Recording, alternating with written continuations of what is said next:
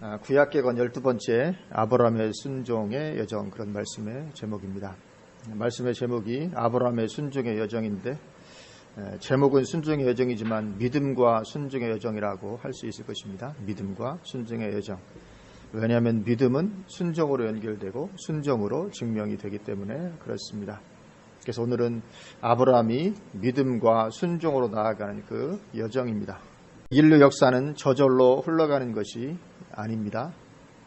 세상은 인류 역사가 저절로 흘러간다고 생각을 하지만, 그러나 인류 역사는 저절로 흘러가는 것이 아니고 하나님께서 이끌어 가시는 거죠. 하나님께서 하나님의 경륜을 따라서 한치의 오차도 없이 인류 역사를 이끌어 가십니다.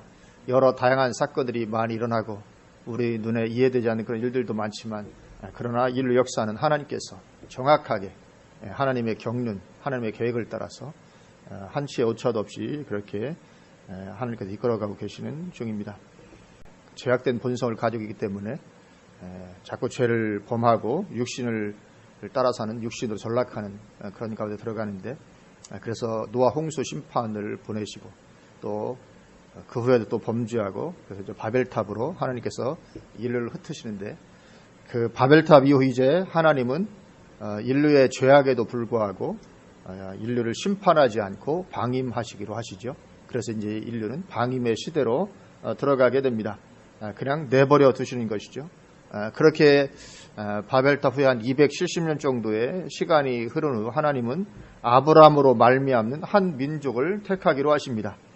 그래서 이제 온 인류가 대상이 아니라 나머지 인류는 다, 나머지 민족들은 방임하시고 이제 한 민족만을 대상으로 그 민족에게 하나님을 계시하시고 그 민족을 통해서 하나님의 구속사를 진행시켜 나가실 것이었죠.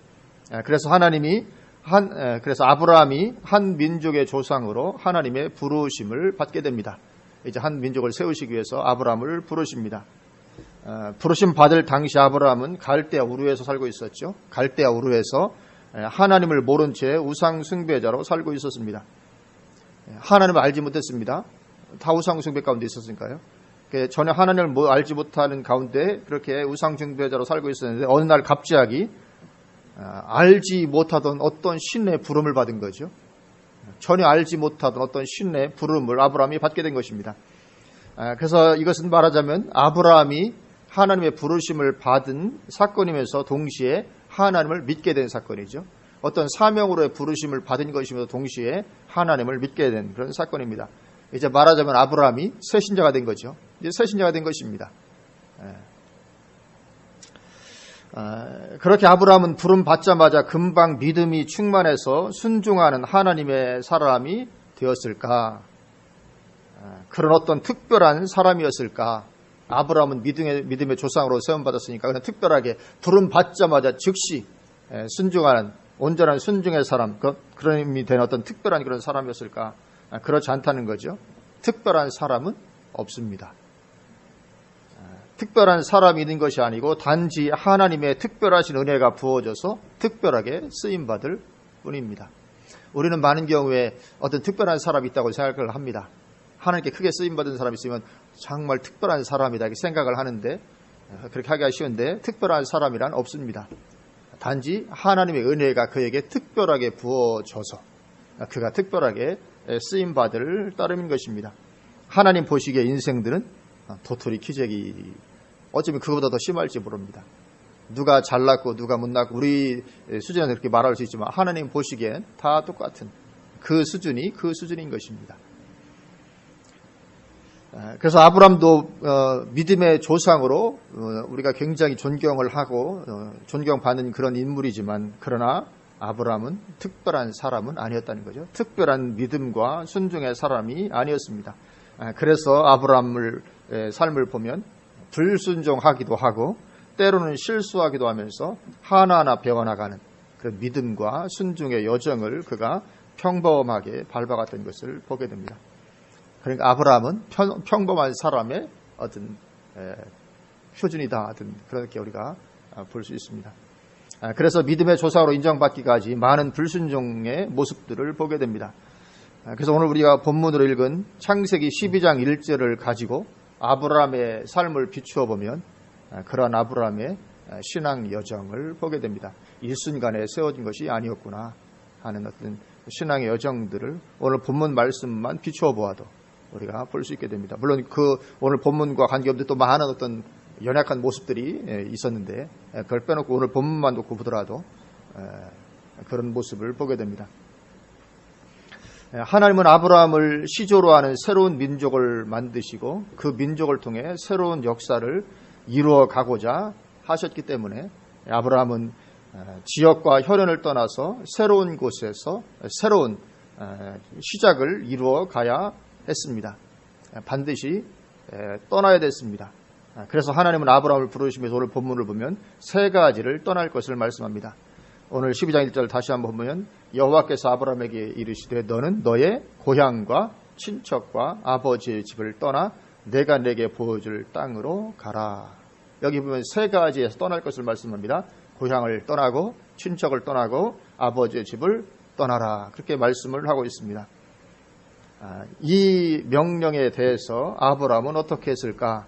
이 12장 1절 말씀은 하란에서 받은 말씀입니다. 그 바로 앞절인 11장을 보면 11장 32절을 보면 이렇게 말씀합니다. 데라는 나이가 205세가 되어 하란에서 죽었더라. 그렇게 말씀합니다. 그렇게 하란에서 아버지 데라가 죽은 후에 이 12장 1절 말씀을 받은 것입니다. 고향과 친척과 아버지를 떠나 이 12장 1절 말씀이 이제 데라가 죽은 후에 이제 받게 됩니다. 그러나 이 말씀을 처음으로 받은 곳은 하란이 아니라 갈대아 우르에서였습니다. 그러니까 아브라함은 이 명령을 두 번 받았던 것입니다. 두 번. 그래서 갈대아 우르에서 이 명령을 받았던 것은 사도행전 7장에 기록이 되어 있습니다. 우리 한번 잠깐 찾아보고 가실까요? 사도행전 7장으로 한번 가보겠습니다. 스데반의 메시지인데요. 7장 2절부터 보면 이렇게 말씀합니다. 스데반이 이르되 여러분 부형들이여 들으소서 우리 조상 아브라함이 하란에 있기 전 메소포타미아에 있을 때에 하란에 있기 전이라고 명시를 하고 있습니다. 메소포타미아에 있을 때에 영광의 하나님이 그에게 보여 이르시되 내 고향과 친척을 떠나 내가 내게 보일 땅으로 가라 하시니 아브라함이 갈대아 사람의 땅을 떠나 그러니까 갈대아 우르를 떠났다는 거죠. 갈대아 사람의 땅을 떠나 하란에 거하다가 그의 아버지가 죽음에 하나님이 그를 거기서 너희 지금 산 이 땅으로 옮기셨느니라. 그렇게 말씀을 하고 있습니다. 그러니까 아브라함이 이 말씀을 처음 받았던 장소는 갈대아 우르에서였습니다. 그래서 아브라함은 이제 고향과 친척과 아버지의 집을 떠나야 됐습니다. 그런데 아브라함이 하나님을 모르고 우상을 숭배하며 살았던 가운데 있었기 때문에 이것이 쉬운 일이 아니었습니다. 어느 날 갑자기 자기가 섬긴 우상도 아니고 알지 못하던 신이 나타나서 떠나라. 그러니까 예 하고 즉시 떠나는 게 쉽지 않잖아요. 그래서 당연히 아브라함은 아버지와 상의를 하게 됩니다. 아버지요, 내가 이렇게 받았는데 어떻게 하면 좋겠습니까? 근데 하나님은 아버지를 떠나라고 말씀하셨는데 아버지를 떠나라고 하셨는데 아버지하고 상의를 하는 것입니다. 그런 거죠. 그러니까 아브라함의 아버지 데라는 아브라함의 영적인 체험을 인정하고 자신도 같이 출발합니다. 같이 가는 거죠. 그러면 누가 주도권을 잡습니까? 아버지 데라가 주도권을 잡습니다. 그래서 오늘 본문에 있는 창세기 11장 31절을 보면 데라가 그 아들 아브람과 하란의 아들인 그의 손자 롯과 그의 며느리 아브람의 아내 사레를 데리고 갈대아인의 우르를 떠나 가나안 땅으로 가고자 하더니 하란에 이르러 거기 거류하였으며 주어가 데라입니다. 데라가 그 아들 아브람을 데리고 떠나게 됩니다. 뭔가 이상하지, 그렇죠? 하나님은 분명히 아브람을 부르는데 아버지가 아브람을 데리고 떠납니다. 이 주도권이 아버지가 이게 있습니다. 아버지가 주도권을 잡습니다. 그래서 하나님은 아버지를 떠나라고 말씀하셨는데 도리어 아버지가 주도권을 잡고 길을 떠나는 것입니다. 그러니 어떻게 됩니까? 아브람으로 말미암는 새로운 민족을 하나님이 만드실 수가 없는 거죠. 아버지를 떠나야 이제 아브람으로 말미암는 새로운 민족이 이제 만들어지게 돼. 그걸 할 수가 없는 것입니다. 그래서 우리는 흔히 신약 성경을 보면 아브라함을 대단한 믿음의 사람으로 말하잖아요. 그렇죠? 아브라함은 그 부름 받았을 때 갈 바를 알지 못하고 떠나서 쭉 하니까 굉장한 믿음의 사람이라고 말을 하는데, 그런데 이거 하나하나 살피면 그렇지 못한 모습이 너무 많이 보이거든요. 왜 그러냐면 신약에서는 그 아브라함의 어떤 그 사건이고 한 부분만을 보고 그를 평가하는 것이 아니고 그의 전 삶을 통해서 그를 평가합니다. 아브라함의 전체의 삶을 통해서 평가합니다. 그래서 이건 롯도 마찬가지예요. 롯도 상당히 뭐 별게 없었잖아요. 그렇죠? 롯도 그 소돔 땅에 가가지고 이렇게 살고 이렇게 했었는데, 그러나 신약성에 가면 롯을 어떻게 평가합니까? 의로운 롯이라고 평가합니다. 의로운 롯이 이렇게 마음을 상했다. 이런 표현을 쓰고 있습니다. 그래서 아브라함 같은 경우도 신약의 평가는 그의 삶을 통으로 놓고 보니까 그런 평가를 내리시는 것이지, 하나하나 따져볼 때는 그렇지 않은 부분들이 참으로 많이 있었던 것을 보게 되는 거죠. 그래서 아브라함과 데라가 이제 떠나는데 최종 목적지가 어디입니까? 31절 보면, 31절 다시 보면 하반절에 갈대아인의 우르를 떠나 가나안 땅으로 가고자 하더니, 그렇게 말씀하고 있습니다. 가나안 땅으로 가고자 했습니다. 그러니까 갈 바를 알지 못하고 부르심을 받았지만 목적지가 어디인지는 알았다는 거죠. 갈 바를 알지 못하고 부름 받았으니까 목적지도 어딘지 모르는 채 그냥 동서남북 이렇게 간 것이 아니고 목적지가 분명히 가나안 땅인 것은 알고 출발을 한 것입니다. 그래서 이제 가나안으로의 여정을 출발을 한 것입니다. 그래서 출발을 했으니까 아브라함이 순종한 것입니까? 아니죠. 아버지를 떠나지 않았습니다. 이것은 순종이 아닙니다. 그리고 부분적인 불순종은 불순종입니다. 부분적인 불순종은 불순종이기 때문에 따라서 하나님의 목적을 이룰 수도 없습니다. 그래서 결국은 아버지가 죽을 때까지 목적지에 도착할 수가 없었죠. 그래서 아버지가 죽은 후에야 하나님께서 다시 말씀하시게 됩니다. 그게 하란에서 받은 12장 1절 오늘 본문 말씀입니다. 아버지가 죽은 후에야 비로소 하나님 말씀하시고 다시 이제 일을 시작할 수가 있으신 거죠. 그래서 아브라함은 갈대 우르에서 한 번, 다시 하란에서 한 번, 같은 말씀을 두 번 받게 됩니다. 이처럼 부분적인 불순종은 순종이 아닌 그런 불순종으로서 하나님의 일의 성취를 가로막고 지연시킵니다. 그래서 아버지 데라의 이름의 뜻이 지연시키다, 지체하다 그런 뜻입니다. 성경을 보면 어떻게 이름 똑같이 그런지 모릅니다. 데라라는 이름의 뜻이 지연시키다, 지체하다 그런 뜻입니다. 그래서 첫 번째 이 아버지를 떠나라는 말씀은 순종하지 않았던 것을 우리가 보게 됩니다. 그러면 두 번째로 고향을 떠나라는 말씀에 대해서는 갈대아 우르를 떠났으니까 그 명령에 순종을 한 것일까? 왜냐하면 떠났으니까 갈대아 우르를. 그러나 아브라함은 우르에서 가나안을 향해 떠나기는 했지만 성경을 보면 하란에서 오랫동안 머물게 됩니다. 우리가 지도를 보면 갈대아 우르는 유프라테스 강 하류 지역입니다. 지금의 이라크 땅으로서 그 페르시아만에 인접한 지역입니다.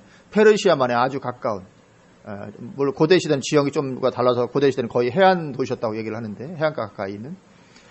그래서 이 페르시아만에 가까운 그런 유프라테스 강 하류 지역입니다. 수메르 문명의 중심지가 됩니다. 그래서 고대 시대 당시에도 수만 명이 사는 대도시였다고 말을 합니다. 굉장한 도시였죠. 수메르 문명의 중심 도시, 아주 고대 시대 수만 명 사는 아주 큰 도시입니다. 그리고 하란은 그 유프라테스 강을 거슬러 올라가서 상류 지역에 있는 도시입니다. 그래서 유프라테스 강을 놓고 하류에는 맨 밑에 하류에는 우르가 있고 쭉 따라 올라가면 상류에 이제 하란이 있습니다. 그 최상류 지역이죠. 유프라테스 강에. 그리고 그 하란도 역시 교통의 중심지로 아주 부유하고 번성한 지역이었습니다. 그리고 우르와 하란의 사람들이 우상 숭배하며 섬기던 주된 신은 난나르라고 하는 달의 신을 섬겼습니다. 난나르라고 하는 달의 신을 섬겼습니다. 그리고 공통적인 신을 섬긴 거죠. 그러니까 이 우르와 하란은 유프라테스 강을 따라서 하류와 상류에 위치한 동일 문화권입니다. 같은 문화권입니다. 같은 신을 섬기고 같은 어떤 문화적 배경을 가진 그런 같은 지역입니다. 그러니까 아브라함은 가족들과 더불어서 유프라테스 강을 따라서 동일 문화권인 하란까지는 왔지만 더 이상은 진행하지를 않았던 것입니다. 말하자면 국경 근처까지는 왔는데 국경을 넘어서지는 않은 것입니다. 국경을 넘어설 용기는 가지지 못한 것입니다. 왜냐하면 거기서부터는 정말 미지의 세계거든요. 그래서 하란까지는 그래도 아는 세계입니다. 같은 동일문화 강을 따라서 그냥 강을 따라서 길 있는 거예요. 강을 따라 쭉 올라와서 하란까지 가는 것인데 거기서부터는 이제 정말 미지의 세계, 알 수 없는 세계, 그리고 안전을 담보할 어떤 것도 없습니다. 고대 시대는 법의 통치가 미치는 그런 시대가 아니잖아요. 자신의 안전을 담보할 어떤 것도 없습니다. 벗어나면. 그러니까 고향을 떠났다고 볼 수가 없는 거죠. 아직도 고향에 있는 것입니다. 하란까지는 고향이라고 볼 수 있는 것입니다. 아직도 그냥 고향을 떠나지 않고 있는 것입니다. 그리고 창세기 12장 5절을 보면 우리 12장 5절은 같이 한번 봉독하실까요? 아브라함이 그의 아내 사레와 조카 롯과 하란에서 모은 모든 소유와 얻은 사람들을 이끌고 가나안 땅으로 가려고 떠나서 마침내 가나안 땅에 들어갔더라. 그렇게 말씀을 하고 있습니다. 여기 보면 중간쯤 보면 하란에서 모은 모든 소유, 그렇게 말씀을 하고 있습니다. 그러니까 하란에서 돈벌이도 잘 됐다 하는 것을 보게 됩니다. 하란까지 갔는데 동일문화권이고 같은 신을 섬기고 도전이 될 만한 건 아무것도 없고 안전하고 평안하고 거기다가 돈벌이도 잘 되고 그러니까 거기서 그냥 오래 눌러 있었던 거죠. 그냥 오래 그냥 눌러 있습니다. 그러니까 하란을 떠나기가 참 어려운 거죠. 그런 상황입니다. 믿을 수 있는 것이라고는 오직 미지의 세계니까 하나님의 부르심 하나뿐인데 아브라함은 아직 그렇게 하나님의 부르심 하나만 붙잡고 떠날 어떤 그런 믿음이 아직은 없었던 것을 보게 됩니다. 그래서 아버지가 죽기까지 하란에서 오래 머물면서 많은 재산을 모으게 됩니다. 아마 아브라함이 돈 모으는 수단은 좀 있었던가 봐요. 수많은 그런 것들. 굉장히 거부였고 가병마다 300몇 명 이렇게 될 정도로 큰 부였는데 어쨌든 그렇게 하란에 오래 머물면서 많은 재산을 아브라함이 모으게 됩니다. 그래서 아비 집을 떠나라는 말씀도 안 지켰죠. 고향을 떠나라는 말씀도 안 지켰습니다. 그러면 남은 세 번째 명령 있죠. 친척을 떠나라는 말씀에는 순종을 했을까? 우리가 잘 알듯이 그러지를 못했죠. 아버지가 죽은 후에도 여전히 조카 롯을 데리고 떠납니다. 하나님께서 아브라함을 통해 새로운 일을 하시는데 롯이 필요한 사람이었습니까? 롯은 전혀 필요가 있지 않은 하나님의 계획 속에는 없던 사람입니다. 그래서 반드시 떠나야만 그런 사람이었는데 어쩌면 아브라함이 그래도 인간적인 정이 많이 있으니까 인간적인 정 때문에 떠나지 못했겠죠. 그러나 때로는 인간적인 정을 떠나지 못하면 불순종에 들어가게 됩니다. 우리가 인간적인 정 대단히 중요하잖아요. 우리가 인간적인 정이 당연히 있어야죠. 그런데 그 인간적인 정 때문에 때로는 하나님께 불순종도 할 수 있게 됩니다. 그러면 이제 그건 심각한 것이 되는 것이죠. 그래서 예수님도 누가복음 14장 26절에서 무릇 내게 오는 자가 자기 부모와 처자와 형제와 자매와 더욱이 자기 목숨까지 미워하지 아니하면 능히 내 제자가 되지 못한다고 그렇게 말씀을 하고 있습니다. 무릇 내게 오는 자가 자기 부모와 처자와 형제와 자매 미워해야 된다. 그렇게 말씀을 하고 있습니다. 물론 주님은 자기 부모와 처자와 형제 자매를 사랑할 것을 말씀을 하십니다. 사랑하지만 그럼에도 불구하고 그 인간적인 정 때문에 순종의 길을 가로막게 되어서는 안 된다는 것을 말씀을 하고 계신 것입니다. 하나님의 뜻, 하나님의 부르심보다 앞설 수 있는 것은 없는 것인 줄로 믿습니다. 그래서 앞설 수 있는 것은 없습니다. 그래서 아브라함이 롯을 데리고 떠났던 것은 하나님의 말씀을 순종한 것이 아니었기 때문에 두고 아브라함의 후손인 이스라엘을 괴롭게 만듭니다. 롯의 자손은 모압과 암몬 두 족속을 이루게 됩니다. 그리고 이 모압과 암몬은 우리가 구약성경을 보면 알듯이 끊임없이 이스라엘을 주변에서 괴롭게 한 민족이 되고 맙니다. 이스마엘의 경우와 비슷하죠. 이스마엘은 아브라함의 불순종의 아들이었는데 지금까지도 이스라엘 민족과 복음에 그렇게 적대 세력을 형성하고 있는 것과 유사합니다. 이처럼 아브라함은 처음부터 대단한 믿음과 순종의 사람이 아니었던 것을 우리가 보게 됩니다. 그래서 우리도 마음에 좀 여유를 가져도 되겠습니다. 물론 그렇다고 일부러 불순종 가운데 들어갈 것은 아니지만 너무 완벽주의에 빠져서 나 같은 것은 뭐 죽어야 돼, 뭐 이런다든가 이럴 필요는 없는 줄로 믿습니다. 얼마든지 우리 실수 또 실패 또 불신앙 때문에 헤맸던 이런 것들도 우리가 수용하고 어찌든지 하나님은 아브라함을 그렇게 빚어갔듯이 우리도 가실 줄로 믿습니다. 그렇게 아브라함은 우리와 동일한 평범한 사람이었고 그런 불순종의 사람에서 점차로 빚어져가는 그런 순종의 여정을 그가 걸어가게 됩니다. 그리고는 마침내 이제 창세기 22장의 자리에 이르게 됩니다. 그래서 그렇게 불순종도 저도 하고 실수도 하고 실패도 하고 넘어지기도 하고 계속 그랬지만 그럼에도 불구하고 결국은 창세기 22장에 이르게 됩니다. 우리도 그렇게 될 줄로 믿습니다. 창세기 22장 12절부터 보면 중간쯤부터 보면 이렇게 말씀합니다. 내가 내 아들 내 독자까지도 내게 아끼지 아니하였으니 내가 이제야 내가 하나님을 경외하는 줄을 아노라. 하나님 이제 비로소 인정하십니다. 내가 이제야 알겠다. 너 이제 하나님께 그렇게 합격을 받게 됩니다. 믿음과 순종의 인정을 받게 되고 그래서 하나님은 이제 하나님의 약속을 최종적으로 확정해 주십니다. 이 그 아들 이삭을 바치는 그 사건 후에 하나님 믿음을 이제 아브라함의 믿음과 순종을 인정하시고 최종적으로 이제 약속을 확정해 주십니다. 그래서 16절부터 보면 이르시되 여호와께서 이르시기를 내가 나를 가리켜 맹세하노니 내가 이같이 행하여 내 아들 내 독자도 아끼지 아니하였은즉 내가 내게 큰 복을 주고 내 씨가 크게 번성하여 하늘의 별과 같고 바닷가의 모래와 같게 하리니 내 씨가 그 대적의 성문을 차지하리라. 또 내 씨로 말미암아 천하 만민이 복을 받으리니 이는 내가 나의 말을 준행하였음이라 하셨다 하니라. 아멘. 그렇게 말씀합니다. 최종적 확증입니다. 그래서 전에도 이 말씀을 약속을 주셨지만 그러나 하나님께서 아브라함을 빚으시고 해서 이 창세기 22장 이제 완전한 믿음과 순종의 사람이 되니까 다시 약속의 말씀을 최종적으로 확증해 주시고 계시는 것입니다. 그래서 이 훈련과 연단을 받는 순종의 긴 여정을 거쳐서 이 자리에 도착하게 된 것이죠. 세월이 많이 흘렀습니다. 그렇죠? 75세에 부름받아서 100세 이상을 낳기까지 벌써 그만 해도 25년인데 또 그로부터 이제 또 이삭이 장성한 이삭을 제단으로 드릴 때까지 많은 시간들이 흘렀죠. 그런 많은 순종의 믿음과 순종의 긴 여정을 거쳐서 이제 창세기 22장의 이 자리에 도착을 하게 된 것입니다. 그래서 아브라함은 부름받자마자 믿음의 조상다운 면모를 보인 것이 아니었습니다. 이처럼 특별한 사람이 있는 게 아닙니다. 특별한 사람이 있는 것이 아니고 하나님의 특별하신 은혜와 하나님의 특별하신 노력이 있을 뿐인 것입니다. 그러나 우리는 이것을 알지 못하고 어떤 탁월한 하나님의 사람을 보면 그를 우상처럼 여기고 뭔가 대단한 것처럼 여기지만 그러나 하나님의 은혜가 부어졌기 때문에 특별한 은혜로 그렇게 된 것이지 원래부터 특별한 사람이 있는 것은 아닙니다. 그리고 하나님의 그 은혜와 노력으로 우리도 빚어져 가는 것입니다. 아브라함을 빚으셨듯이 우리도 그렇게 빚어가십니다.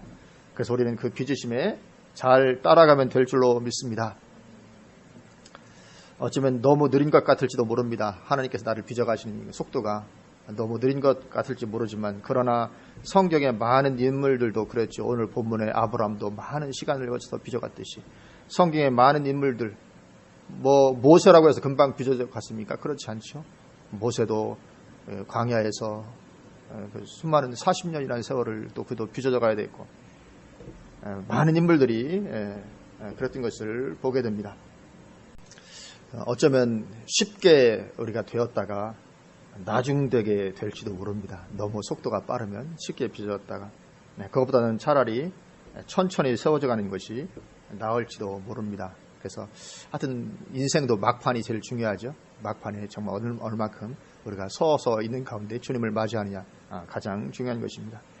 그래서 우리는 처음에 잘 섰다가 나중되는 사람이 되어서는 안 되고 나이가 들어가면서 우리는 점점 더 많은 사람들이 본받고 따르게 되는 그런 믿음과 성령이 충만한 그리스도인 되시기를 주님의 이름으로 축원을 드립니다.